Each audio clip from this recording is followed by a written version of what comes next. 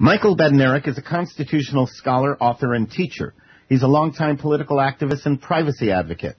Micahel was Libertarian candidate for the Texas House of Representatives in 2000 and 2002, and the Libertarian Party's nominee for President of the United States in 2004. He also ran in Texas's congressional 10th district on the Libertarian ticket in 2006. He now devotes his time to lighting the fires of liberty by lecturing and teaching classes on the Constitution and Bill of Rights. He is the author of Good to be King. Micahel is determined to change the course of American politics in the direction of world peace. He has visited with us before. It is my sincere pleasure to welcome back to the Global Freedom Report, Micahel Badnarik. How are you, Micahel? I'm excellent, Brent. How are you today? I'm angry. I am fuming, absolutely fuming. We just did a story last segment about Ohio thug officials who kidnapped a child from his parents because he was, in their view, too fat. It seems as if the tyrants are on the fast track to totalitarianism. When will it ever end, and what are our Americans to do when it happens to them? Well, I would have told you, if 15 years ago, if you told me we were going to have the Patriot Act, the Military Commissions Act, I'd have argued with you. I would have told you that you were exaggerating. But I did. I told people that 15 years ago because I saw it coming, because I knew that I never would have believed that the American people would have allowed that to happen. And yet, a judge in Wisconsin has made a ruling that you're not allowed to drink milk from your own cow. The Indiana Supreme Court has made a ruling that you're not allowed to defend yourself from the police should they kick down your door at 2 o'clock in the morning. There was a farm group, I think it was in Ohio, that was hosting a party, and some official from the health department came in and told them to throw all the food away. And they had spent all this time, all this effort, and they did it. And they did it. I would have done is I would have strung him up and hung him. I would have hanged him up, and as an example for others who would dare to come off my property. That was what my newsletter article was all about. Why did you comply? If the agent tells you to get on all fours and bark like a dog, are you going to do that too?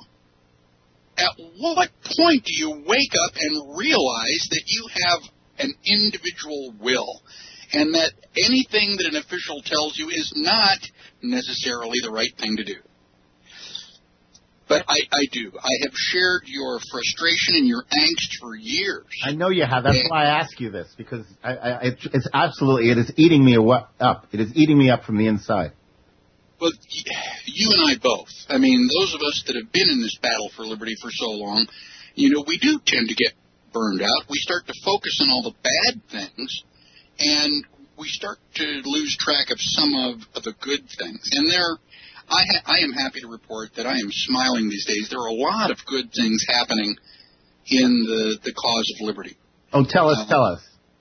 One thing, Sheriff Mack has been running around teaching his lessons to the county sheriffs, teaching them that they are the highest constitutional authority and that they literally have the authority to throw the federal government out of the county. And so he's been doing this for a while. We've got this huge event called the County Sheriff Project, and you can go to countysheriffproject.org. We are gathering money. We're going to get 200 sheriffs from across the country to Las Vegas. Sheriff Mack and I are going to make presentations to them, and we're going to be restoring liberty, one sheriff executive at a time. Yeah, he's definitely been making his mark with that. Was that .com or .org? I believe it's .org. .org. CountySheriffProject.org. We'll put a link up on the website. Fascism, and what I mean by that, by the way, is the actual definition. That is the getting together, the corporations getting together with government to establish government policy. That is fascism. And by that definition, it seems to be the global trend these days. More and more governments are employing policies to conform to the whims of global corporate profiteers. Was Hitler just a few decades too early? How do you see this trend playing out on the world stage? there are these people who have power always want more power. The people who are in government cater to the corporations. The corporations contribute to the politicians. We have this vicious circle, and those of us who are going about our normal daily lives are on the outside. And the problem is that most of us are too busy to notice the accumulation of power. And, you know, when we are confronted by some bizarre, strange law, because we are typically law-abiding citizens, we just kind of go along with it. We may complain around the water cooler. But for the most part, most Americans don't realize just how bad things already are at this point. Well, you know, that's what we've been trying to make them aware of that for so long. We have shouted, we have whispered, we have waved banners, we have shown, we have led, we have, guided them to the door and let them open it. We have done just about everything I can think of that we could do, and still, But there is no linear progression in something like this. It's not like, well, okay, at the end of a year we're going to make this accomplishment, and then each month we're going to get 1/12 of that total. It's not a linear or even a curve progression. It's more like a pipe bomb.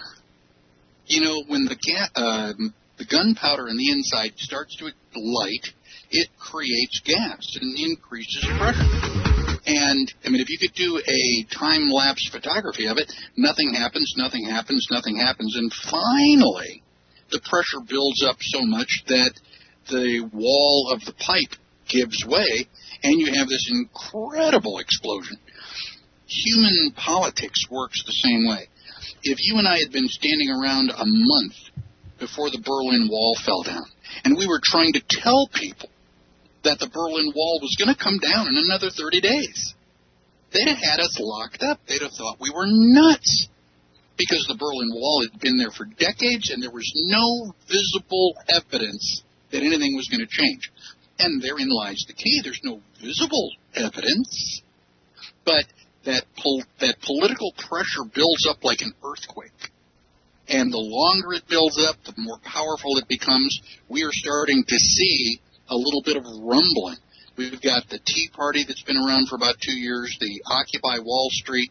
I mean, whether you agree with those groups or not is irrelevant. They are indicative of the fact that the natives are restless. Americans do not like the status quo.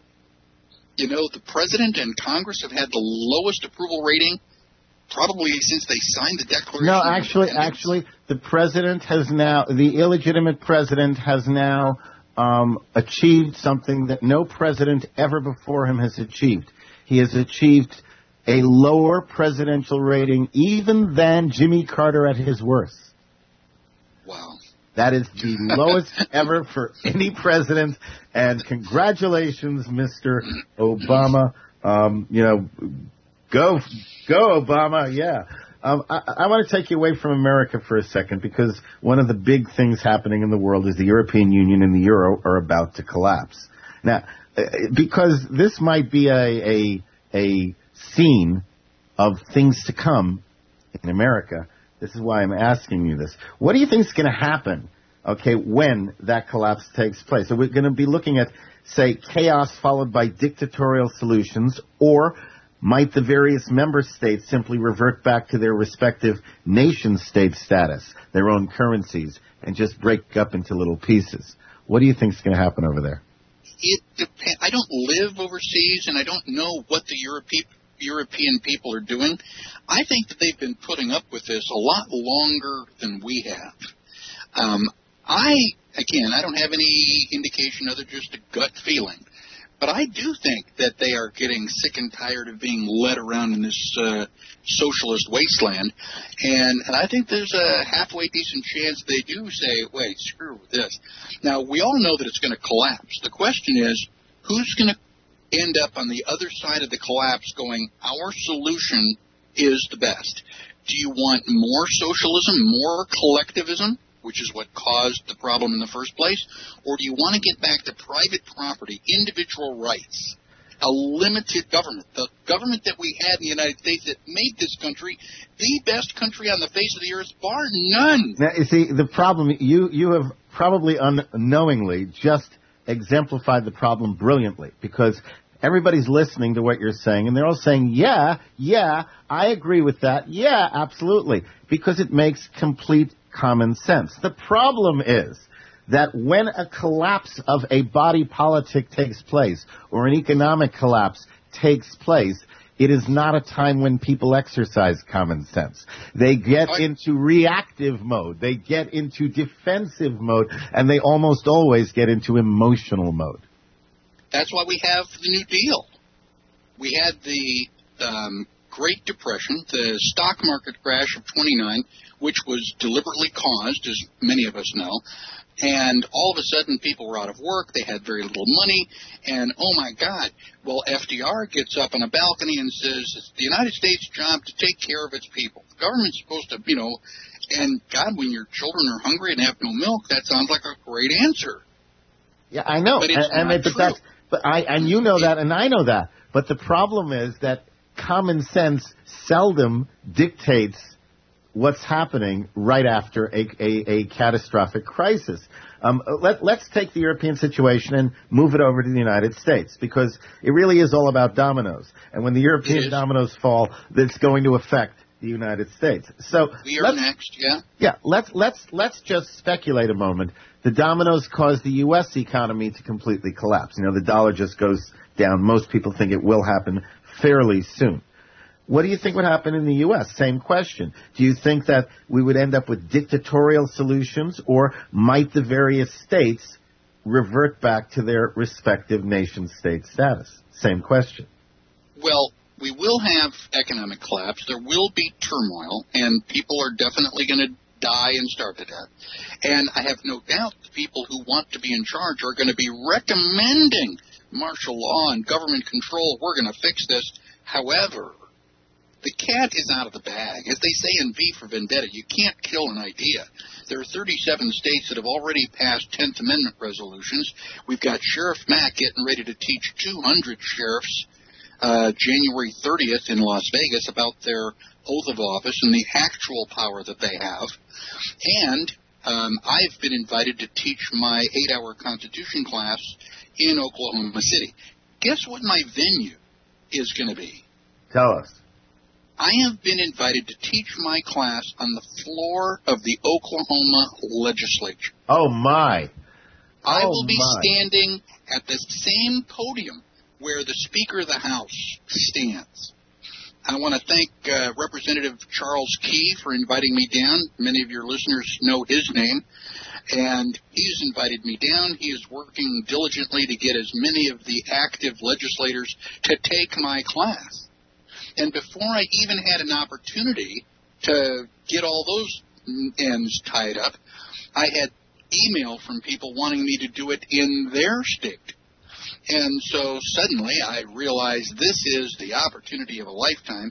I created something called Operation Domino Effect.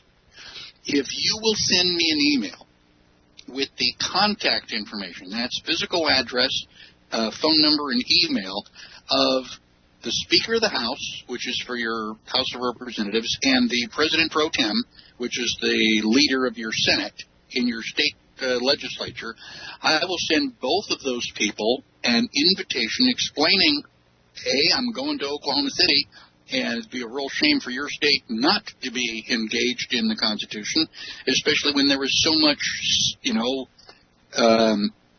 discussion in the streets about the Constitution. Everybody's using the word Constitution in a sentence. Most people don't know what it means, but at least they're using the word in a sentence. I think that's fantastic. I think congratulations on that, and I think it's absolutely terrific. And that's just my hat's off to you, Michael, on that. We can change the world in a year. Well, 50 states. Now you're absolutely, you're affecting it from the standpoint of the politicians, the people who think of themselves as the rulers, and I think that's fantastic. But I have a question for you, and it kind of goes back to what we talked about at the very, very beginning. I have honestly lost faith that the American people as a collective will rise up and rebel against their tyrannical government. I am certain there are many others who feel as I do. I know that you do to a certain degree. How do you suggest true patriots deal with the constant apathy and complacence of the American collective? Ignore it.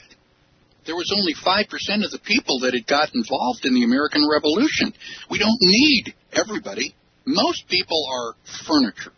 You move them where you want them, and they're going to stay right there until you come back and move them later. We don't need everybody. We just need a small, tireless majority. I mean, we've used that quote over and over again. I mean, how many people is it really going to take? I mean, if you have, well, let's take this farm in, again, I believe it was Ohio, where it required them to throw out the food. How many people would it really have taken to tell this official basically where to pack sand and to get the heck off the property? If I had been there by myself, they wouldn't have thrown the food out. Yeah, exactly. Same thing. So Same thing it doesn't take a lot. It just takes enough. It just takes enough. And if you look at the majority of the people who are still clueless, the stock market is not going to crash. The government would never let that happen. Why waste your time trying to convince those people? They've got their minds made up. They don't want to be confused by the facts. But we don't need them. We really don't need them. You and I are talking to a small percentage of the population. That's all we need. We have been making a difference for the last 30 years. And the fact that we don't necessarily see the results, we don't see the parades with American flags and peace and liberty and slogans and the end of the Federal Reserve, just because we don't see that yet, doesn't mean that it's not going to happen. How quickly did the Berlin Wall come down? Well, now, okay, but let me piggyback on that, because do you think we ever will see citizen revolts? We will see patriots come in collecting public thug officials, maybe whisking them off to secret locales and trying them before ordinary citizens, and if found guilty, sentencing them? Yes, I am convinced that we will see that. I am convinced that we will see that. You're right. Fairly soon. Fairly soon. The American people are not going to be able to take much more. Well, but like you said, 15, 17 years ago, I couldn't imagine that the American people, you said that at the very beginning, I couldn't imagine the American people would continue to be apathetic this long. The Holocaust didn't continue across the face of the world. Eventually, people went, holy Christmas, man. I mean, how many people are put in the ovens? We got to stop this. I mean, the American people may be a little bit slow, but they do still have a pulse. You think? And yes, they do. As a collective, I mean. Well, no, because you can't do anything with a collective. Well, do enough individuals. That's the question. That's always been the question, Michael. Exactly right. Are there enough? Yes, there are. And I get phone calls and emails all the time. People are saying, oh, Michael, I saw your class on the Internet, and they're thanking me and shaking my hand. It's like, I haven't done anything yet. It's like, thank me after we've restored liberty. If it makes you feel better, build a statue to me after I'm gone. But get off the couch right now. Let's make this happen. And we are seeing movement. We've got the Sheriff Mack thing. He's going to be teaching his presentation on January 30th. We've got $50,000 out of $200,000 that we're supposed to raise. I'm asking your visitors to go to countysheriffproject.org and contribute. We want to get 200 sheriffs, $1,000 per sheriff for airfare, hotel, food, materials, and I mean, that's only like 10% Oh, or that's less great. of And shares. We'll put them up on our links page also, so people have an ongoing access to that, and I'll give that again before the end of this discussion. Let's talk about the youth in America. What I call the online generation doesn't appear to even care about personal privacy, and of course, without privacy, there can be no liberty. In your opinion, is digital technology undermining a sense of freedom among the youth? And if so, is there anything we can do about it? I don't know. I mean, trust me, you don't need porn when you go out to Facebook. I mean, I have people requesting friendship, and it's like, whoa. But on the other hand, I think that they are using that as an expression. I talk to young people all the time who are disgusted. They've got energy. They are not tired like you and I. You and I have been doing this for decades. And you and I are starting to get worn out. We want to see some results, but more and more people are showing up at all these rallies. The young people are the ones that are going to get screwed by this national debt. You and I are going to be lucky enough to die. They're going to want to be the ones that have to. But they still seem okay about the idea of not having personal privacy, and whatever solutions are presented to all these problems in which they're getting involved. Yes. Whatever those solutions are, if they don't address privacy, they won't address liberty in the end. There are young people getting involved. In fact, I want to talk about one in particular, young lady in Colorado who's running for Congress. Her name is Tisha Cassida, and her website is cassida2012.com. And she is intelligent. She's articulate. She understands the Constitution. She is absolutely fearless. And I think that she has a better chance of winning her election than Ron Paul has of winning his. She doesn't have the Democrats, Republicans, and mainstream media, setting her up with a target on her head. So I think that she's got an opportunity in that particular district to really sway the voters, because they threw a Democrat out last November. The Republican's been in office for less than a full term, and the people on the Western Slope are already prepared to throw him out. And Tisha is running as an independent. She is incredible. And she gives me hope for the future. The young people are picking up the torch of liberty. They are running with it. And all you and I have to do is just not give up hope. It's going to happen. It is happening now. We may not see all of the evidence of it, but we have already made a difference. You and I and all the people like us that have been, beating the drum and relentlessly putting this information out. The seeds have been planted, and we're getting ready to harvest those seeds that we have planted. I sure hope you're right, Michael. Because in all honesty, I have, it's always for me been the question of, will there be enough in time? And I still don't know the answer. To me, the jury is still out on that. It's not clear whether there'll be enough resistance in time to be able to turn the tide. But in the meantime, while waiting for that, it rips my gut apart every single day. These bastards are murdering our fellow countrymen and women. And that's the thing. The question is, can I hang on throughout that? You can't. That's the thing. If you can. Well, failure's not an option. I mean, think about it, Brent. You're not going to roll over and, let them handcuff you and take you off to the gulag. No. I know you better than that. You're not going to let that happen. Neither am I. Of course. I mean, we are dedicated our lives, our fortunes, our sacred honor. As long as you and I are capable of taking a breath, it's a bad day for the government. And you and I, whether we know it or not, we are an inspiration to the young people who are coming up. They are picking up this torch of liberty, and they are joining us. All right, Michael, it's never enough time. We are out of time, but boy, has it been a pleasure speaking with you. And I got to tell you, it helps. It helps. I appreciate the conversation on a personal level, as well. My guest has been Micahel Badnarik, American patriot, freedom lover, freedom fighter, and constitutional scholar. A couple of websites, www.constitutionpreservation.org. That's Michael's site. And then also check out countysheriffproject.org. Thanks, Michael. God bless. Thank you, Brent.